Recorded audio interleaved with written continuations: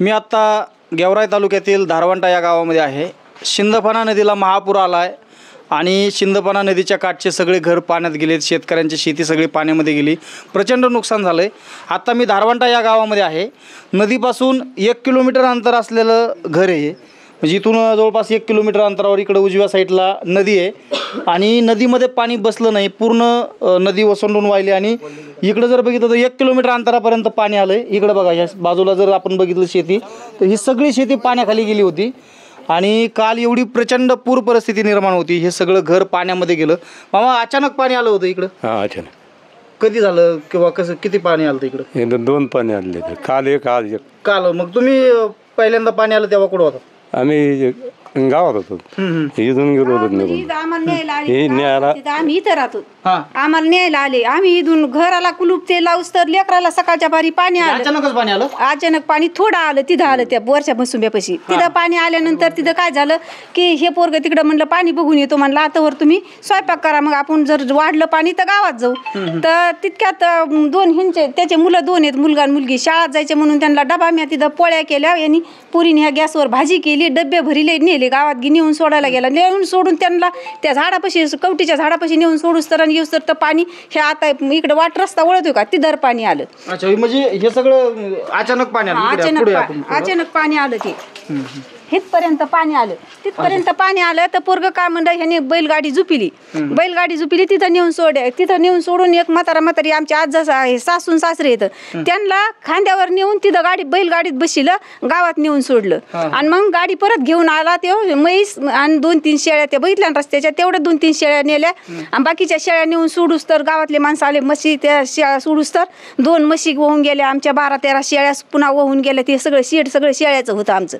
तेवढ्या शेळ्या वाहून गेल्या. बाकीच्या म्हणजे जाऊस तर सगळ्या घरात पाणी घुसलंय. आम्हाला तिकडं आपण जर इकडं बघितलं तर हे सगळं घरामध्ये पाणी आलेलं आहे. हे बघा घरामध्ये काय परिस्थिती झाली. इकडे दाखव. हे बघा, त्या खरंच प्रचंड नुकसान या ठिकाणी झालेलं आहे. आणि शेतामध्ये घर आहे आणि अचानक घरात पाणी आल्यामुळं हे सगळ्यांनी घर सोडलं.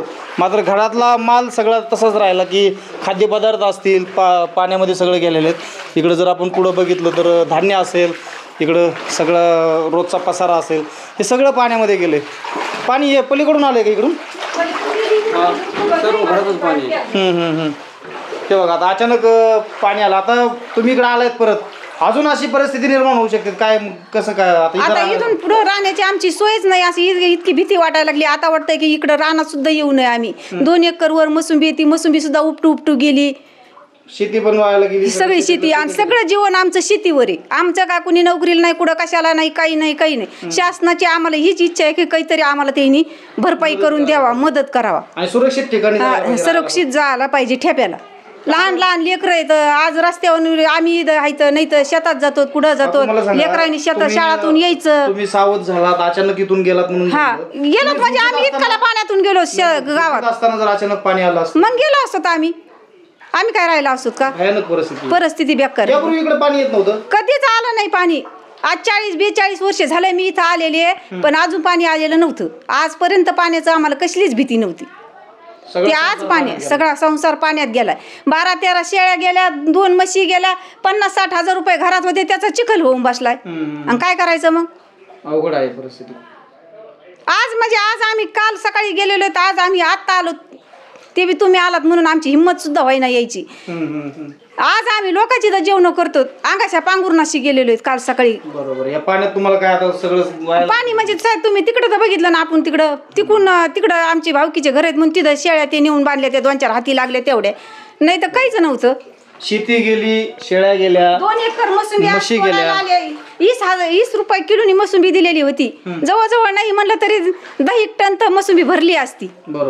ती मसुंबी पाण्यात उपटून झाडे गेलेत. मग त्याचं करायचं काय? आता काय करावं? प्रचंड नुकसान झालंय, घरातलं नुकसान झालंय, जनावर वाहून गेले. आणि आज जेवणाचे सुद्धा, लेकराचं शिक्षण कसं करायचं, काय कसं करायचं? किती मुलं आहेत तुम्हाला? 2 मुलं आहेत.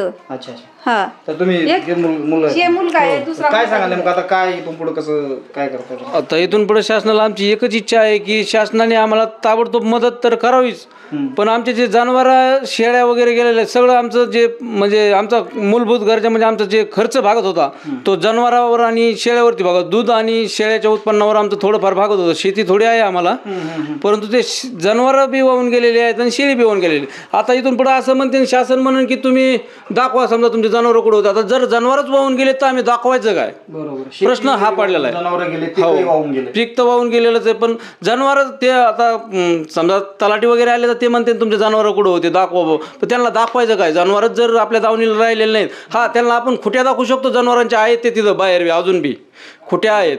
तर बघू शकतात किती वेदना आहेत ह्या तर खरं शेतकऱ्यांच्या. हे लहान लहान लेकरं घेऊन इकडं शेतामध्ये राहतात आणि आज सगळं पाण्यामध्ये गेलं आहेत. इकडं ताई तुम्ही कुठं होता पाणी आलं त्यावेळेस? इथंच पाण्यातच होते. इथंच होता तुम्ही? हो, मला बाहेर नेलं काढून यायनीच पाण्यातून. अच्छा, तुम्ही इथं मध्ये अडकला होता? हा. काय वाटलं बरं तुम्हाला आता सगळे लेकरं? घाबरले मी पूर्ण सगळे. लेकरं नेल ते शाळेत आधीच. मला बोलता सुद्धा येत नव्हतं, मला उचलून नेलंच नाही. अच्छा, दवाखान्यात गेला? पहिल्यांदाच पाणी आलं? पहिल्यांदाच पाणी आलं. पहिल्यांदाच आलंय. सासऱ्याच्या कळण्यात सुद्धा नव्हतं पाणी. आता जेवणाचं वगैरे कसं केलं मग तुम्ही? जेवणाचं आज सासून ते चुलत सासून ते त्यांची तर जेवतो बाहेर. हा. पण आता कधीपर्यंत दुसऱ्याकडे काढणार आहे की नाही? आता तुम्हाला करावंच लागणार आहे ना. करावं लागेल, पण आता कुठं करावं, डोकंच नाही चालत. आता लेकरांना शाळेत पाठवलं मग त्यांना आता त्यांची खायची राहायची सोय पण नाही. नाही, काहीच सोय नाही. हा, मुलगा आहे. मुलगी काय नाव तुझं? शंभू. कितीला आहेस? तिसरीला. आता घरात पाणी आलंय सगळं, मग कुठं राहणार आता? दुसरीकडे जाणार कुठेतरी? घरचे मम्मी पप्पा नेतील तिकडं? आता अभ्यास कसा करणार मग? छान. आणि पुस्तकं कुठे तुझे? सगळं गेलं पाण्यात? बर, तू आहे ना सुरक्षित खंबीरपणे? बर, ठीक आहे. तर बघू शकतायत ही परिस्थिती. खरं तर ह्या शेतकऱ्यांचं सगळं जीवन विस्कळीत झालेलं आहे. त्यांच्या घरातील सगळं साहित्य पाण्यामध्ये गेलं, शेती वाहून गेली, जनावरं वाहून गेलेत. आज संध्याकाळी काय खायचं याची सुद्धा पंचायत आहे. लेकरांना शाळेत कसं पाठवायचं, लेकरांचं दप्तर पाण्यात गेलं आणि इथून पाण्यामधून कसं जायचं, कसं राहायचं, कसं खायचं, हा सगळा प्रश्न त्यांच्यासमोर आहे. सरकारने लवकरात लवकर अशा कुटुंबांना मदत करायला पाहिजे. हा व्हिडिओ सगळ्यांनी जास्तीत जास्त शेअर करा, व्हिडिओ लाईक करा, चॅनल सबस्क्राईब करा. हा व्हिडिओ जास्तीत जास्त शेअर यासाठी करा की या कुटुंबाला खरी आज आधाराची गरज आहे. कारण अशी कुटुंब उद्ध्वस्त होत चालले त्या पाण्यामुळं आणि यांना कुठंतरी पाठबळ मिळावं, यांना परत उभा राहता यावं, पुन्हा त्यांचा कुटुंब संसार पुन्हा उभा राहावा, यासाठी सगळ्यांनी मदत केली पाहिजे. म्हणून सगळ्यांना विनंती करतो की सगळ्यांनी हा व्हिडिओ जास्तीत जास्त शेअर करा, जेणेकरून सरकारकडून त्यांना काहीतरी मदत मिळेल आणि त्यांचं कुटुंब पुन्हा एकदा सुस्थितीत, पुन्हा एकदा चांगलं व्यवस्थित संसार करेल. त्यासाठी सगळ्यांनी मदत करा. धन्यवाद.